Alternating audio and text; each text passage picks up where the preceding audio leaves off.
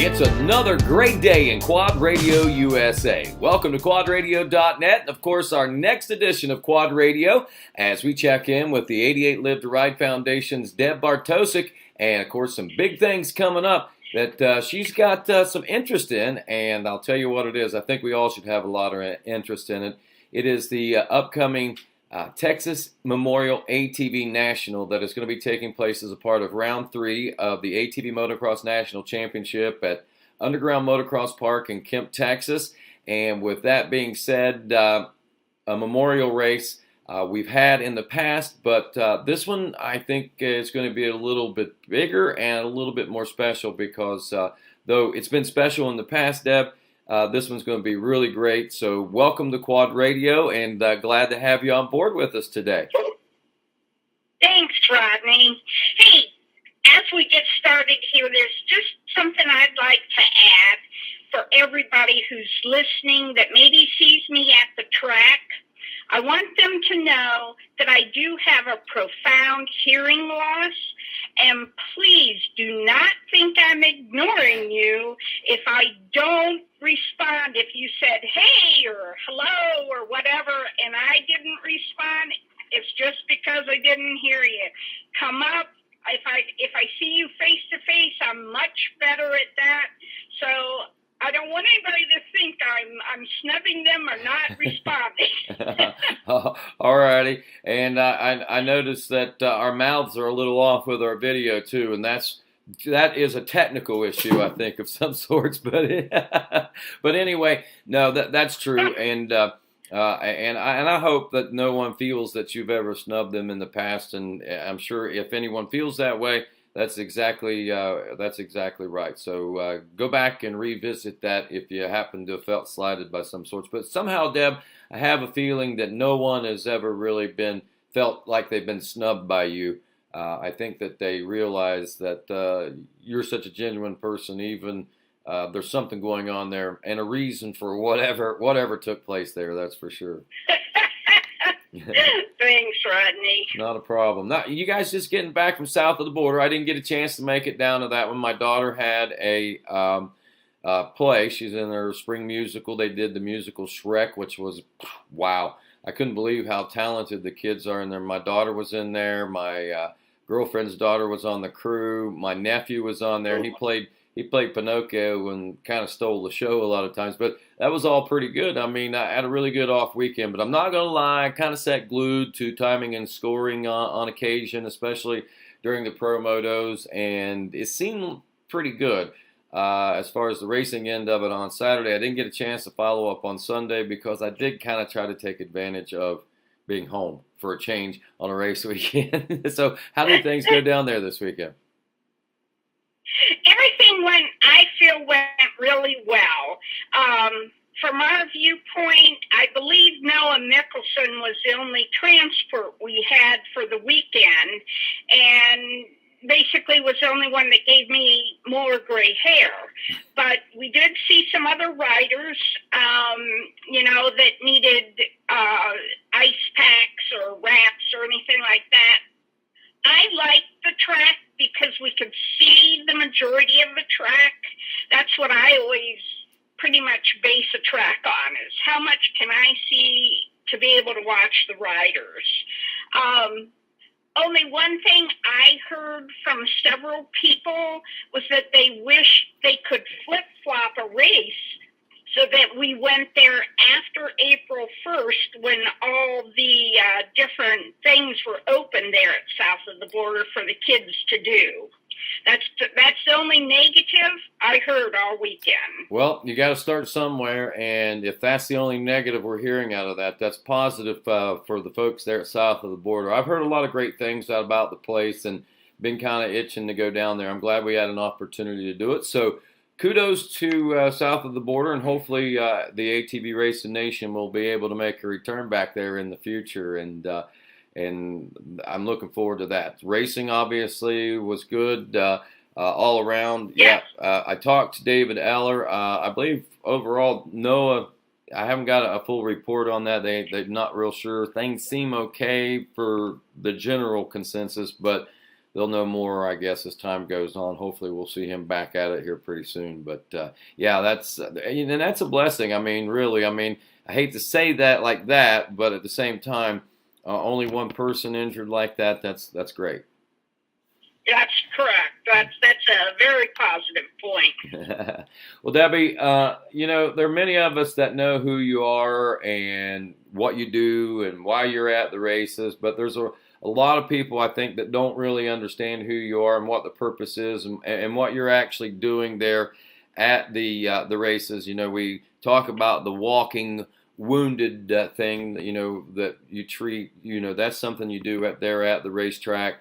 You do things off the racetrack, but I think with the memorial race coming up, this is a good time to kind of remind folks of where 88 Live to Ride actually came from. Well, Ronnie, this really dates me, but both my boys, John and Matt, raced, and we started doing local races back in 1992. Then in 1994, someone said, hey, you ought to do the national races. And we said, okay, we'll give it a try. So we have been running the national races since 1994. My youngest son, Matt, came up through the ranks. He rode an LT80, his first race, and then the next year moved up to the 90 mod.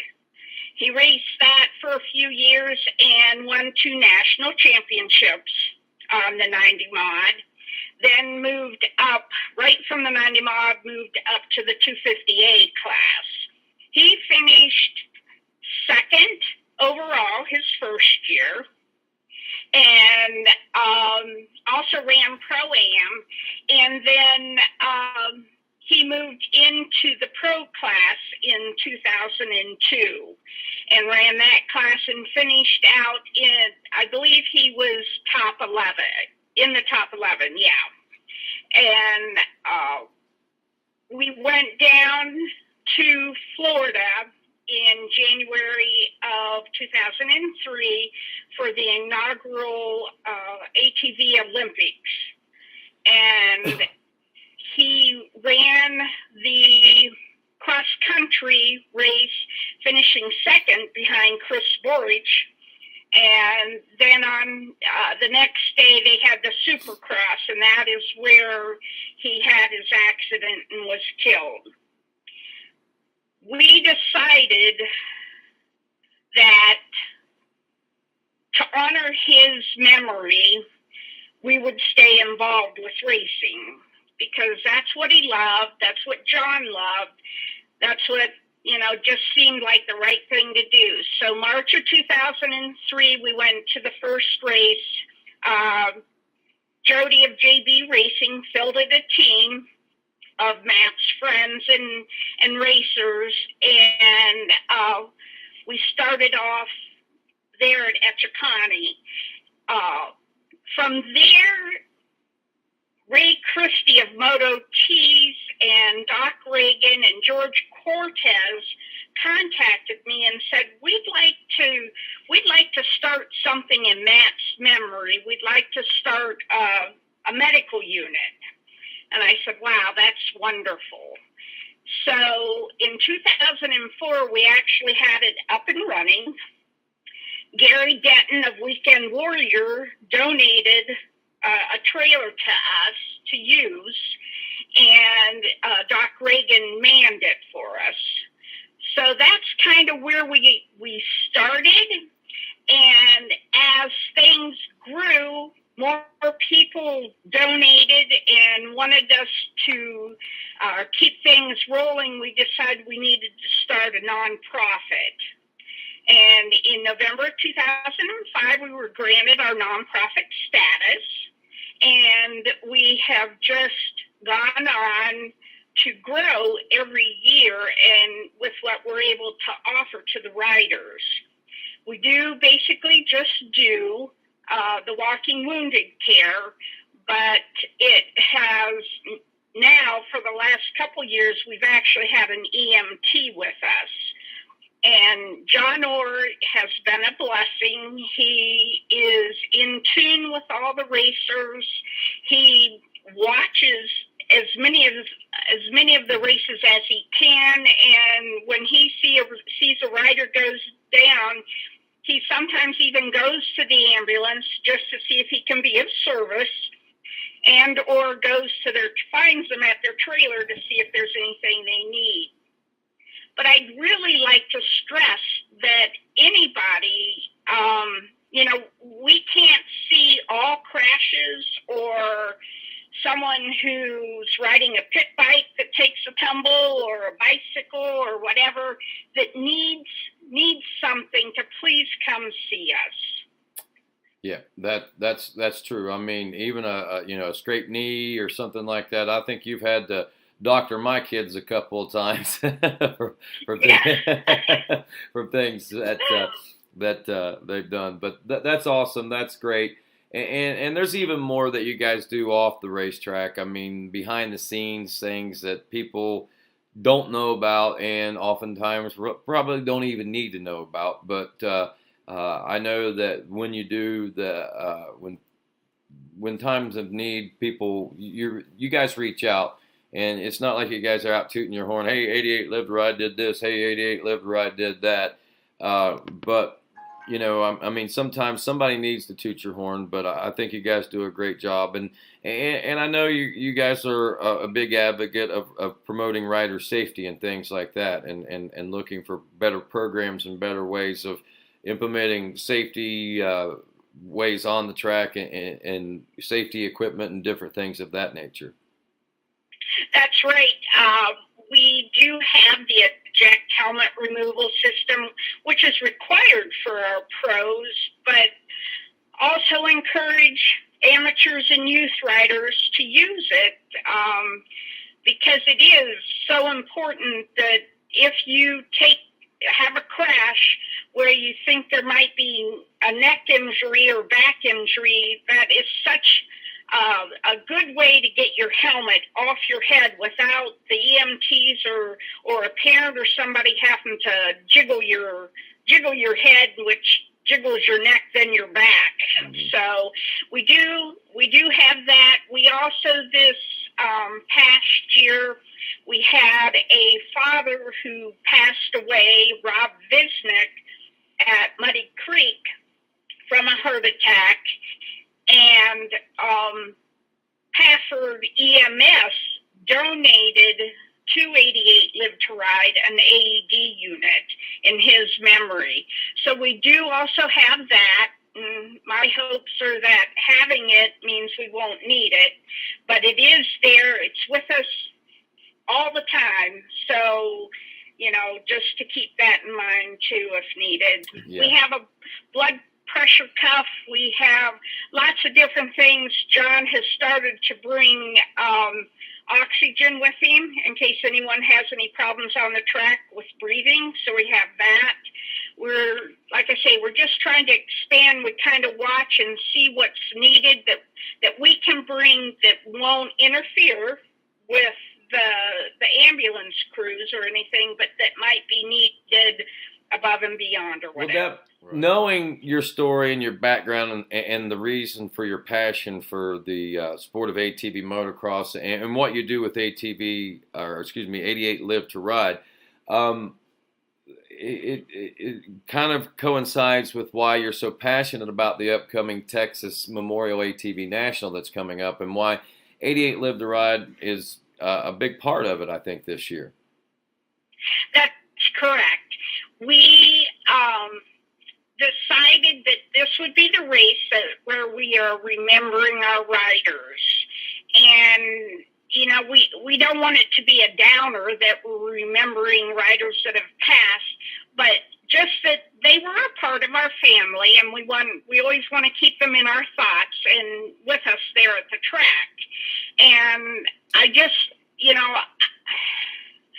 just want people to understand how much time and effort these racers put into being at the top of their game. And this is a wonderful way for us to show them by actually giving back to them instead of them having to put out all the time. This time, this race is going to be for them, and they're going to get something back. Right, and that's good. And it's tough out there. I mean, to be a racer, and I think that's a great thing that we're doing with the prize purse. And I think it's great too that we're utilizing that time of celebration that way to celebrate the memory of the fallen riders. I know there's Mikey Gleason, I think, from Texas. Obviously, Caleb Moore. Most recently, we remember, I think, in our ATV National Series, Kyler Lenz, who passed away last year. And that's just a few names that we have to recognize. I mean, there's so many names that and folks that have fallen in our community, and I think this should be a celebration race. I mean, we're calling it a memorial. It seems like that could be a downer, but at the same time, it's celebration. I mean, I think we should celebrate. That's right. I think we should celebrate them and what they were doing, what we love doing, and that's it. That's the way I feel about it. So. Right. Well, I went through, Rodney, and just in our ATV MX family, riders that I could recall that are no longer with us, and starting way back, Randy Howard, he lost his life before we even started racing, and in fact, his dad, Ray Howard, was giving at the National Banquet, gave away a sportsmanship award each year. And Matt, his first year in the 250A, won that award. So that's a very special thing. And then we have Darren Nacarado, who started NAC racing, and he was also a pro rider. He passed from cancer, but still, what a great thing he did for our sport with everything with Max Racing and supporting the riders, and Todd Scovey and Cody Hurst and Matt and Zach Griffin and Chris Earlywine, Austin Miller. Then we have Caleb Moore, Dan Hoisington, Mikey Gleason, and Kyler Lenz. And I'm excited to know that the Moore family, Gleason family, and Lenz family will all be with us at the Texas race. That's great. That's great. And that's what I'm talking about. We could celebrate with the family the great memories and the race in their honor. I think that's going to be great. And I hope that we can see more of that in the future. I think when we do stuff like this, I think, the Caleb Moore Memorial has been run for a few years, but I think including as a memorial race in general was a brilliant idea, because it really, I think, brings our community a little bit closer together, because we are a family of racers, and it makes us feel like that. And even though many of us may not have been acquainted with some of these folks, don't know who they are, I mean, we have a connection with them, and we feel that connection. So I think it'll be even special to those that may be new to the sport and to the ATV Nationals. Right. And, well, with that, let's talk a little bit about this Texas ATV National. Now, what are we going to do specifically as far as the memorial? We're going to have like a plaque. We're going to have a ceremony. Is that the intentions? Is it? I know that we've got a band and different things like that. Is there going to be a place like, I guess 88 Live to Ride? You guys are going to be in a high-profile place there on Vendor Row, so people will be able to stop by there, and I'm sure there'll be some information there. Right, correct. We'll be on Vendor Row, which is good to mention because normally we're back in the pro pits and people are used to finding us there, but hopefully when they go up to register, they'll see us in Vendor Row. But yeah, I think it's just going to be so much fun, and we're going to not only be there in Vendor Row, but like you said, there's going to be a band Saturday night, so that'll be fun. What I understand from Pat Cassidy is that registration's open now, yes. So they can go online get registered now. And I think the biggest thing of this race is what the riders are going to go home with. You know, this is a lot of money that's been gathered up and being put towards the riders. It is, and I'm going to talk a little bit about the purse right now. I mean, this purse, whenever you say $50,000, it's over $50,000 at this particular point. Not sure, and it could grow even more. But right now, the latest prize breakdown, I believe, is and will be available on atvmotocross.com. The UGMX website also, I think, will have it, and it'll be in all the social medias and things like that. So you'll be able to pick up on that. But it's really cool. I mean, the pro riders. If someone goes and sweeps both motos, a pro rider has a chance to walk away with a $5,000 check that weekend, plus all of his contingency purse money that he gets from his sponsors and things like that. And that's an added little bonus, quite a bit of a little bonus over what they normally get in prize purse, I guess. And that's pretty cool. That's right. And Rodney, just to clarify, we're not giving them a check. We're giving them a Visa gift card. That's the way 88 Live to Ride needed to do it. So right. all the awards are going to be gift cards. Right, and that's fine. Regardless, the value is the same, and it all spends the same. Right. That's right. Technical, no matter how it's technically handled through that kind of stuff, we know that it's $2,500 a moto to win. Second place is $2,000 a moto for the pros. Third place $1,500. Then it goes to $1,250, $1,000, $600, all the way down to $50 for 15th place. So basically, if you go and race in the pro class and you finish top 15, you're going to have your entry fee paid for, if nothing else. And that's something that's normally not done at least in recent years in the ATV motocross. I think that's kind of a neat addition to that. It'd be nice if we could do that all the time, but I know we can't. It would be nice because these guys put a lot of time. They put a lot of time into the racing, and they're just not getting what it's worth. I mean, I get upset when I see what the bikes get.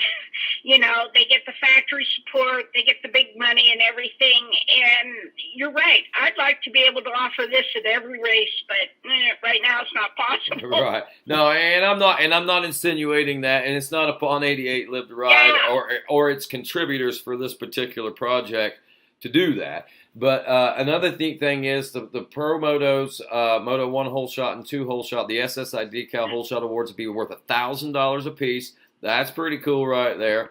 And the grand prize total payout for the AMA Pro ATV class, $22,500. I think that's awesome. That is awesome, and it's going to go down in history as one of the biggest purses, if not the biggest. And then, so maybe even some of those pros that haven't been to the first 2 races might decide to come out and join us. That would be nice. Take away mix up the points a little bit, and also that's right. Steal away a little bit of the gift cards. So Pro-Am purse, $2,000 to win in that one. I think that's for an overall, I believe, right? If I'm not mistaken, for the Pro-Am. But $2,000 to win, 17, 12, 5, $350. It goes down to $100 through 10th place position on that. $7,750 with a $1,000 Moto 2 hole shot award in that one. Amateur races, they'll be paying out through the top 3 in all the amateur and youth classes. Total amateur classes, if you're in a top 3 class in your amateur class, first places will yield $200 cash cards, gift cards, $100 for second, $75 for third. Second motos, if you get the whole shot in the second moto, that will yield a $100 gift card. There will be a total of $9,500 handed out and divvied out to amateur riders. That's $4,000 in first places, $2,000 in second, $1,500, and $2,000 in whole shots amongst all of the amateur races. Youth racers, same thing, top 3 in each one of those classes. $200 for first, $100 for second. Third place is $75. Then actually for the youth races, they go all the way down to fourth place. Fifth place actually. They've got fourth place will get $50, and fifth place will get $25. So the top 5 in youth classes, and that's awesome. I mean, that's where the future of the sport is, and so many folks spend so much money. And man, I think the price breakdown on that is great. They'll be doing whole shots in Moto 2 for $100 in the youth classes also. So with the top 5 and the whole shots all combined, we'll see $10,450 divvied out to our youth racers this coming, in Texas, this next race. Right. And, to somebody that doesn't race, they might say, well, hey, yeah, right, okay, $75. What are you going to do with $75? Well, it's $75 that they didn't have, and you know what? Maybe on the way home, they'll buy their mom and dad dinner. Wouldn't that be nice? Wouldn't that be nice? That most certainly would. And what if they get a whole shot and a fourth place? $75, $100. I mean, how many times does that happen? I mean, can you imagine? These kids are all going to be amped up, and I think it's going to make the racing a little more exciting because everybody's going to want. I mean, they're going to have a little more incentive. I think it's going to be a lot of fun, and I think it's great memories that we're going to make. I think it's great celebrating the folks that we're going to be celebrating. And Debbie, I know that there are a lot of people that are behind this. I know some want to be mentioned, some maybe not want to mention. That might be why 88 Live to Ride is, been asked and given the task of making sure that this is all done the proper way, I imagine. But there's a lot of great people out there that's making this happen. There certainly are. And, because Ford Brothers are down in Texas, they've been a huge help with getting this all organized. And Robin has been amazing in making sure these gift cards get ordered and they're going to be there and ready for the riders and everything. And John, I know, is working hard to make sure everything flows smoothly. So it's a joint venture here to get this race put on and done right for everybody. Most certainly is. And it really is, and I'm excited about it. Anything else that you'd like to add to what we've had to say here this afternoon, Deb? Well, I guess now's a great time to say something about our annual auction that we have at Loretta Lynn's. It is our big fundraiser of the year, it is our only fundraiser that we have. So anybody that's out and about and looking or talking to dealers or whatever and want to get a donation for the auction, we'd certainly appreciate it. And most importantly, that you come to the auction that's going to be on Friday night. I think it's August 11th is Friday night of Loretta's this year. And we'll have our spaghetti dinner again, and we'll have a 50-50. And at the Texas race, we are going to start selling tickets on a 125cc pit bike that 7S Cycles graciously donated to us at south of the border. Nice. So we'll have that available. It's pretty sharp, and I think that'll go over real well. But, as I say, our big fundraiser is the auction. That money goes back in so that we can provide the walking wounded care. We can do grants for people that need it for help with hospital expenses, therapy, rehabilitation, and or anything, sometimes it's just the little things that help them, that we can help them with. Right on. Well, with that, I just want to remind everybody, one of the biggest purses, Amateur and Pro, that we've seen, over $50,000, going to be offered and divvied up between everybody. It says, I got a note here that says, pros who win both motos could walk away with $5,000, but take into account if he wins both motos and takes both hole shots, a pro could walk away with $7,000. On top of all of his other prize money this weekend. So I think that's great. Also, Texas is the home of the Moore family and Caleb Moore, and this memorial race kind of got its start, I guess, and its wheels from that. And also as well, Mikey Gleason is one of the riders that we'll be honoring there, will be there. His family will be there. I think they're from the Houston area, if I'm not mistaken. So, it's just going to be a special time for everybody. They do have pre-registration open, just like you said. I think you can link that through the atvmotocross.com website. I believe that's on there, and obviously through the Underground Motocross Park website. They'll do that. Got a band coming up. It's a local band, but a really, really good band on Saturday night there at the race. And I'll tell you, folks, it is certainly going to be worth the trip. I'm going to be there. I'm going to fly. Yay! I will be there. And I'm looking forward to meeting and seeing everyone and celebrating the memories as well as making new ones and moving forward in the sport of ATV racing as we always should and always will. Thanks, Rodney. Hey, I hope everybody comes down to Texas and joins us, and all the riders are on the gas. Oh, yeah. I think it's going to be a good one. So with that, that's Debi Bartosek. I'm Rodney Tomlin. This is Quad Radio.